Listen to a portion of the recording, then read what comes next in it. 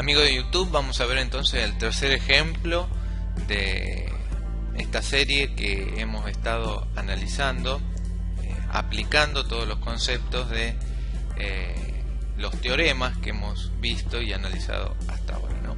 El ejercicio trataba de analizar si en x0 las siguientes funciones presentan un extremo local. Y esta es la tercera función que vamos a hacer el análisis, y es la función 2 más x cuadrado por seno de x, ¿no? Así que queremos saber si en 0 esta función presenta un máximo o un mínimo local. Bien. ¿Qué podemos decir de esta función? Fíjese que por ser una suma de dos funciones continuas y derivables para todo punto, sabemos que f de x es continua y derivable también para todo x, ¿está? Así que esto nos indica que no vamos a tener problema para aplicar ninguno de los teoremas que aquí hemos visto. Bien, entonces lo primero que vamos a verificar es que pueda haber un extremo local en 0. ¿Cómo hacíamos esto? Verificamos que la derivada en 0 valga 0. Entonces hallamos la derivada de esto, aplicamos la suma de la derivada de 2 en 0, y luego esto podemos aplicar por la regla, derivar por la regla de la derivada del producto. Nos quedaría 2x por seno más x cuadrado por coseno. Bien, podemos reagrupar aquí porque tienen la x como un factor común y nos quedaría esto. Bueno, efectivamente podemos ver que cuando x vale 0 la derivada vale 0. F' de 0 es igual a 0. ¿Por qué? Porque cuando x vale 0, x se anula y me tira abajo todo este producto. Me quedaría 0 por algo que es distinto de 0, podría ser igual a 0, no importa, pero este producto ya se anula. Así que, como la derivada vale 0, yo sé que en x0 tengo un punto crítico. Y un punto crítico podría llegar a ser un extremo local o no. Tenemos que hacer ahora un segundo análisis. Esto lo hice porque si aquí la derivada hubiese sido distinto de 0, yo automáticamente puedo descartar este punto como extremo local. ¿Está? Bien. ¿Qué teníamos que saber ahora para ver qué pasa con el signo de esta derivada? Bueno, en videos anteriores ustedes habrán visto que tratamos de buscar todos los ceros de esta función para saber dónde están ubicados y ver cuáles son las regiones donde la derivada va a conservar el signo para poder hacer esta evaluación. Entonces vamos a tratar de buscar todos los ceros de esta función, todos los puntos donde esto vale 0. Estamos hablando de la función derivada. Entonces, para que esto valga 0 tienen que pasar dos cosas: que se anule x, es decir, que x valga 0. Ese es el primer punto de derivada 0, como verificamos nosotros. Y el segundo punto es este. Son todos los puntos donde se anula este segundo factor. Bueno, fíjense entonces lo siguiente. Es bastante complicado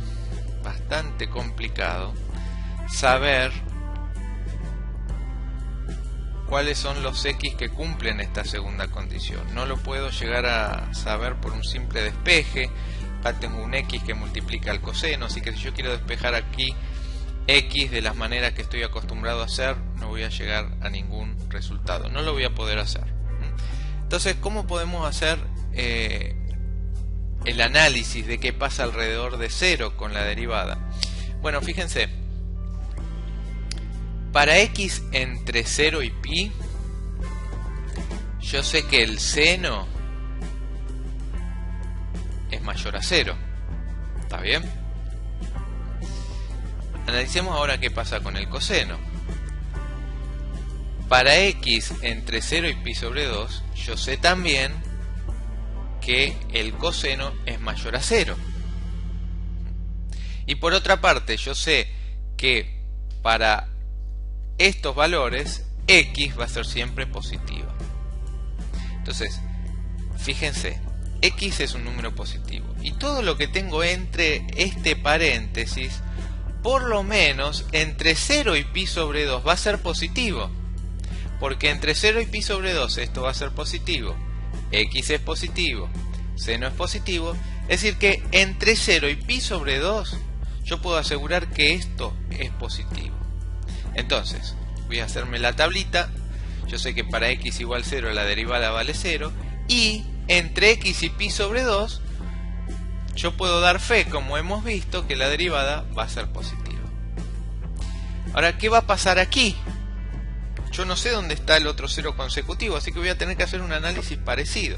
Fíjense, entre 0 y menos pi sobre 2, el coseno es positivo. ¿Está?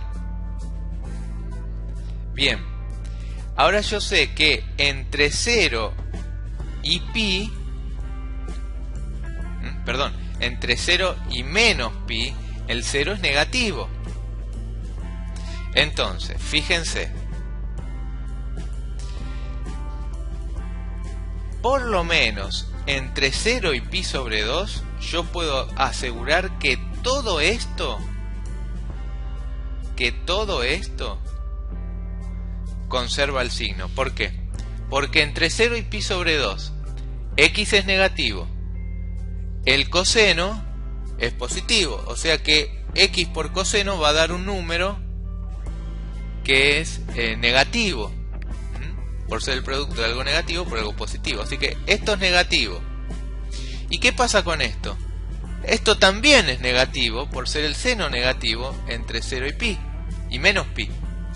Entonces todo este paréntesis entre 0 y menos pi sobre 2 es negativo, multiplicado por x, que es negativo también en esa región porque estamos hablando entre 0 y menos pi. El resultado es que todo esto es positivo, así que x entre menos pi sobre 2 y 0 es positivo también. Entonces, fíjense qué pasa en el entorno de x0, en valores cercanos al punto x0 con la derivada.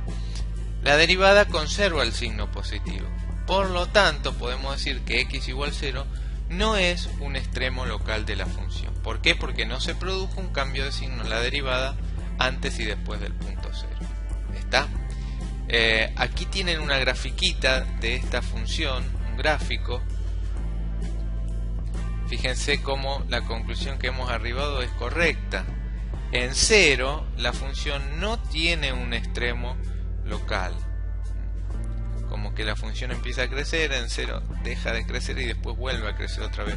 Pero no tiene ningún pico o ningún valle para decir que la función tiene o no un extremo local. Así que fíjense que sin saber el dibujo de esta función, que como ustedes ven es bastante raro, con este análisis hemos podido determinar que aquí no tenía ningún máximo ni tampoco un mínimo local. Espero que les haya gustado esta serie de 3 videos. En el próximo video vamos a seguir con este mismo tema con algunos ejercicios un poquito más avanzados. Chau.